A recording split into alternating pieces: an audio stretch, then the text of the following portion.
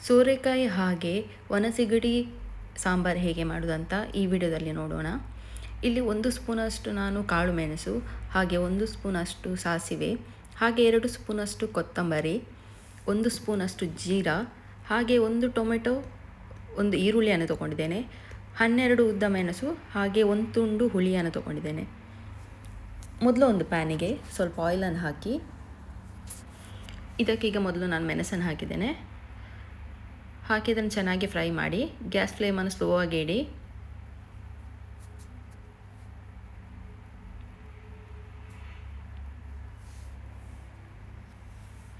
ಇದು ಸ್ವಲ್ಪ ಫ್ರೈ ಆದ ನಂತರ ಇದಕ್ಕೆ ನಾನೀಗ ಕಾಳು ಮೆಣಸನ್ನು ಹಾಕಿದ್ದೇನೆ, ಹಾಗೆ ಕೊತ್ತಂಬರಿ ಕಾಳು, ಜೀರಾ, ಹಾಗೆ ಸಾಸಿವೆ ಹಾಕಿ ಒಮ್ಮೆ ಚೆನ್ನಾಗಿ ಫ್ರೈ ಮಾಡಿ ಇದನ್ನು. ಮಸಾಲೆ ಕಪ್ಪಾಗಲಿಕ್ಕೆ ಬಿಡಬೇಡಿ, ಸ್ಲೋ ಆಗಿ ಇಟ್ಟು ಫ್ರೈ ಮಾಡಿ.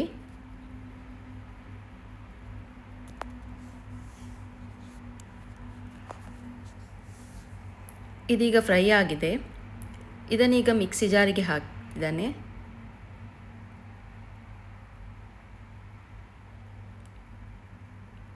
ಮಸಾಲ ಬಿಸಿ ಇರುವಾಗಲೇ ಮಿಕ್ಸಿ ಜಾರಿಗೆ ಹಾಕಬೇಡಿ, ಸ್ವಲ್ಪ ತಣ್ಣಗಾದ ಮೇಲೆ ಹಾಕಿ.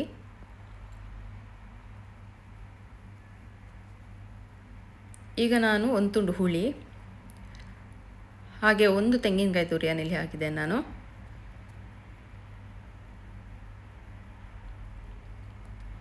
ಇದಕ್ಕೆ ಈಗ ಸ್ವಲ್ಪ ನೀರನ್ನು ಹಾಕಿ ಇದನ್ನು ಗ್ರೈಂಡ್ ಮಾಡಿ ತನ್ನಿ. ನೈಸಾಗಿ ಗ್ರೈಂಡ್ ಆಗಬೇಕಿದು.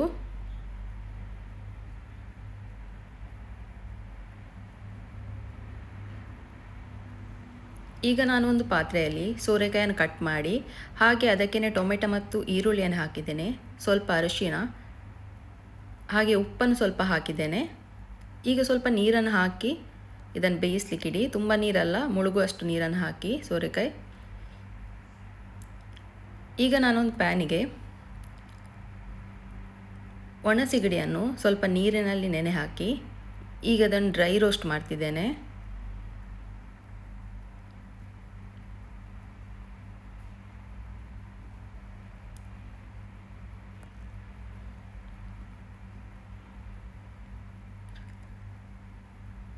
ತುಂಬ ರೋಸ್ಟ್ ಮಾಡಲಿಕ್ಕಿಲ್ಲ, ಇದನ್ನು ಒಂದು 2 ನಿಮಿಷ ಡ್ರೈ ರೋಸ್ಟ್ ಮಾಡಿ.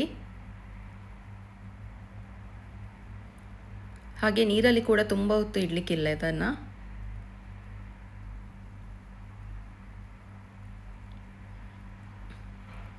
ನಾನು ಸಣ್ಣ ಸಣ್ಣ ಒಣ ಸಿಗಡಿಯನ್ನು ತೊಗೊಂಡಿದ್ದೇನೆ. ಇದಕ್ಕಿಂತ ಸ್ವಲ್ಪ ದೊಡ್ಡದಿದ್ದರೆ ಏನು ಚೆನ್ನಾಗಾಗುತ್ತೆ ಕರಿ ಕೂಡ.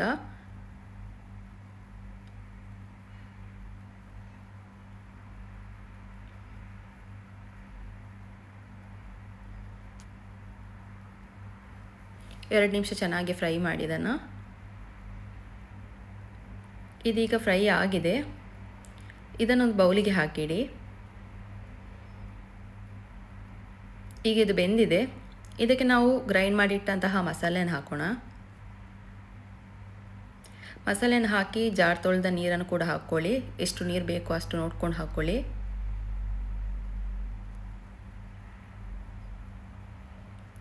ಹಾಗೆ ಮೊದಲೇ ನಾವು ಉಪ್ಪು ಹಾಕಿದ್ವಿ, ಈಗ ರುಚಿಗೆ ತಕ್ಕಷ್ಟು ಉಪ್ಪನ್ನು ನೋಡ್ಕೊಂಡು ಹಾಕ್ಕೊಳ್ಳಿ.